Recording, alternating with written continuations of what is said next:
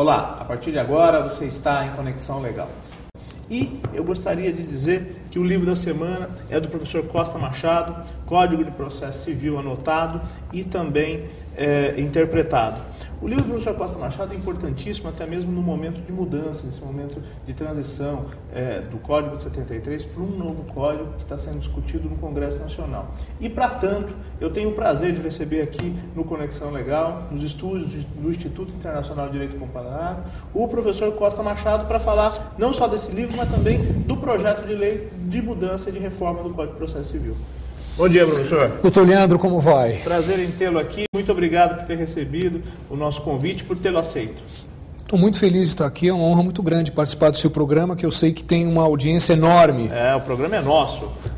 Muito obrigado. E fica aqui sempre à sua disposição para todo momento que precisar dizer alguma coisa para o pessoal de casa, para os nossos colegas advogados, para membros do Poder Judiciário. Fica aqui uma porta aberta, a nossa casa está à sua disposição. Muito obrigado, agradeço muito por essa oportunidade e pelas futuras que virão, porque o assunto que me traz aqui é muito relevante e o Brasil precisa saber um pouco mais sobre esse projeto de novo Código de Processo Civil que eu tenho criticado tanto e já faz tanto tempo, faz 2 anos que eu venho lutando contra esse projeto de novo CPC. Professor, com sinceridade, eu recebi aqui alguns ministros, recebi aqui alguns professores para comentar a respeito das mudanças do Código de Processo Civil. E todos eles foram muito unânimes em dizer que o projeto é muito bom. Eu, particularmente, até acho que o projeto é muito bom. Tem lá alguns problemas que eu acredito que vão ser superados até o momento da promulgação da lei, mas o senhor, de modo tão enfático, diz que o projeto não é bom, nos causa um pouco de estranheza. Você poderia explicar para o pessoal de casa exatamente por que o código não é bom? Faz 2 anos que eu venho dizendo para o Brasil que nós estamos prestes a conhecer uma justiça civil autoritária. Esse Código de Processo Civil tem virtudes, tem coisas muito boas, significa uma série de aprimoramentos disciplinares do direito processual civil, mas traz algumas maldades muito grandes. Ele transforma os nossos juízes em verdadeiros imperadores. Os nossos juízes de primeiro grau poderão tudo. Razão porque disse a Veja, no dia 30 de novembro do ano passado, que querem a ditadura do Poder Judiciário. Nós corremos o risco de ter uma justiça de instância única. Os nossos juízes terão tantos poderes, mas tantos poderes, que a nossa segunda instância terá uma posição subalterna no desenvolvimento do processo. Isso me preocupa muito. Quando a gente fala em nível de ter poder, ou até mesmo ser é considerado que um juiz tenha um pouco mais de acesso a inúmeros remédios legais, o que isso exatamente consiste? O que a reforma do Código de Processo Civil vai alterar o nosso Código de 73, que forneça aos juízes, os magistrados de primeira instância, esse poder? Bom, em primeiro lugar, porque o projeto ele simplesmente elimina o processo cautelar, o livro 3º do Código de Processo Civil, que é o processo cautelar. E com ele são eliminados todos os procedimentos cautelares específicos. Já não haverá mais uma disciplina do arresto, do sequestro, da busca e apreensão, do arrolamento, alimentos provisionais, nada disso mais é disciplinado. Mas o projeto não abarca isso no procedimento comum? Num procedimento comum, mas a minha preocupação, por exemplo, para mostrar essa questão do poder exagerado na mão do juiz de primeiro grau, fica por conta, por exemplo, do arresto. Hoje, para a concessão de um arresto é necessário título executivo.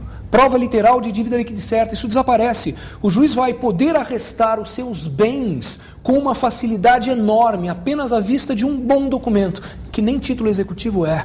Poder demais nas mãos da magistratura de primeira instância. Mas o bom documento não seria aqueles documentos elencados no 585?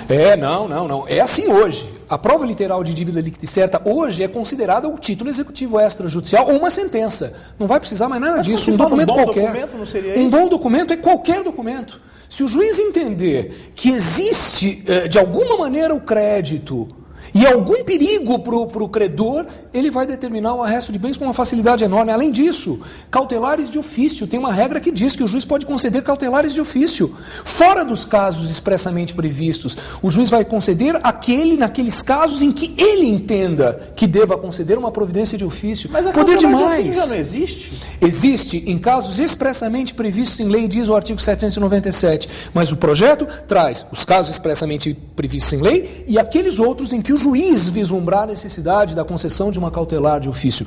Mais do que isso, há uma regra dizendo com todas as letras que o juiz vai poder intervir na atividade empresarial. Alguém me contradiz dizendo, mas os juízes já fazem isso hoje. Eu sei que eles fazem. O que eu me pergunto é, o que eles não farão quando isso estiver escrito com todas as letras no nosso Código de Processo Civil?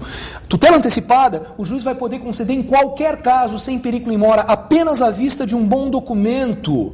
Apenas um bom documento vai justificar a tutela antecipada. Quer dizer, os juízes terão poderes cautelares absolutos e poderes antecipatórios só para começar. Olá, voltamos no segundo bloco do Conexão Legal e temos o prazer de entrevistar o professor Costa Machado. Tá? Então fica aqui a nossa dica do livro da semana. Aliás, o maior Código de Processo Civil interpretado e anotado, já publicado no Brasil em volume único. Olha aí. São 12, 13 anos de trabalho, faz 20 anos que eu comecei a escrever esse livro, e ele é tão completo justamente em função desse tempo todo de trabalho, não é? Dedicação, eu comento muita filho. Dedicação, um grande filho. É um grande filho. Mas o senhor falava eu fiz uma pergunta no bloco anterior, justamente que tentava estabelecer um compromisso da sociedade juntamente com um compromisso do Estado em normatizar de forma efetiva e como vamos conseguir transformar essa norma em resultado. E me parece que a reforma do Código de Processo Civil ela é uma reforma que vem a responsabilizar o ser humano.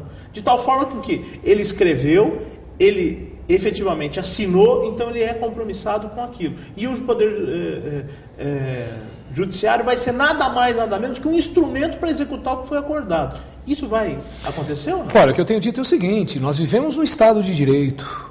E no Estado de Direito vige o princípio do devido processo legal. Ninguém será privado da sua liberdade, dos seus bens, sem o devido processo legal. O devido processo legal executivo depende de título executivo. O arresto, por exemplo, é uma pré-penhora. Se a penhora depende de título, o arresto depende de título.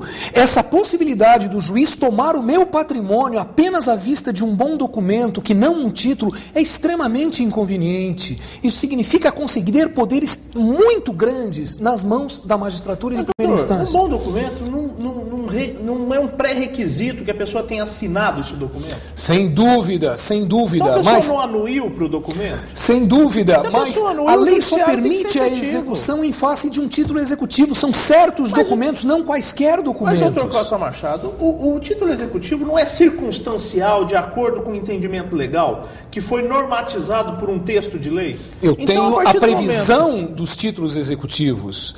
E só são títulos executivos aqueles expressamente previstos. Então, se eu quero antecipar um ato executivo que é a penhora, eu preciso de um título executivo. É um perigo, é poder demais nas mãos dos juízes de primeira instância. E esse poder é exagerado quando a gente percebe que as decisões interlocutórias que o juiz tomar no processo, elas passam a ser irrecorríveis. O agravo do instrumento só vai caber em 10 casos. Em 10 casos apenas. Nenhuma decisão probatória que o juiz tome vai ser agravável. Isso é muito poder nas mãos do juiz. Então, se o juiz indeferir a prova pericial, não cabe agravo. Se ele indeferir a sua prova documental, não cabe agravo. Se ele dispensar uma testemunha, não cabe agravo. Hoje, nós temos o direito de ouvir 3 testemunhas para cada fato. Essa regra desaparece. Nós vamos ouvir quantas o juiz quiser. O juiz terá, além de poderes cautelares absolutos, como eu disse, e além de poderes antecipatórios absolutos, ele ainda terá poderes probatórios absolutos. O que nós queremos mais? Não haverá controle. Há uma regra que diz que o juiz pode inverter a ordem dos atos da produção de prova. O juiz vai tomar o procedimento em suas mãos. A nossa Constituição diz, do devido processo legal, que é aquele previsto em lei, nós teremos, na verdade, um devido processo judicial, mais ou menos como acontece na Justiça do Trabalho, onde a gente sabe como o processo começa, mas a gente nunca sabe como ele se desenvolve, e muito menos como ele acaba, porque a gente tem a impressão de que em cada vara trabalhista tem um código de processo do trabalho diferente. Não, isso não temos a impressão, pois temos é, a certeza. E no processo civil vai virar a mesma coisa, Não porque acredito. o juiz vai poder inverter a ordem dos atos e alterar prazos, além de ter poderes cautelares e antecipatórios totais e poderes probatórios totais. O que falta? Alteração de prazo não é prevista no prazo, o juiz não pode alterar no projeto. Pois é, mas o projeto diz que o juiz pode inverter a ordem da produção das provas e alterar prazos processuais. Isso está escrito. Isso é autoritarismo. Mas sempre para cima e nunca para baixo. Eu não sei, está escrito isso? Eu só posso confiar naquilo que está escrito. Então, quando a lei disciplina o arresto, isso é segurança para mim. Quando a lei disciplina o sequestro, a busca e a apreensão, o arrolamento, isso é disciplina para mim, isso é segurança para mim. Quem vai poder promover uma ação cautelar de arrolamento? Que interesses são resguardados? Eu não sei. Quando se cumprir uma busca e apreensão, hoje são necessários 2 oficiais de justiça, o código não fala. Quando há necessidade de arrombamento, o nosso CPC de 73 diz que são necessárias 2 testemunhas, o projeto dispensa as 2 testemunhas. Hoje, quando se faz busca e apreensão de bens objeto de contrafação, a lei impõe 2 peritos que atestem a contrafação, o projeto não fala nada. Tudo vai ficar nas mãos dos juízes de primeira instância. Poderes cautelares absolutos, antecipatórios absolutos, probatórios absolutos, e quando o juiz proferir sentença, normalmente essa sentença vai ser executada imediatamente. E essa é uma das razões porque eu tenho me levantado e criticado muito o projeto.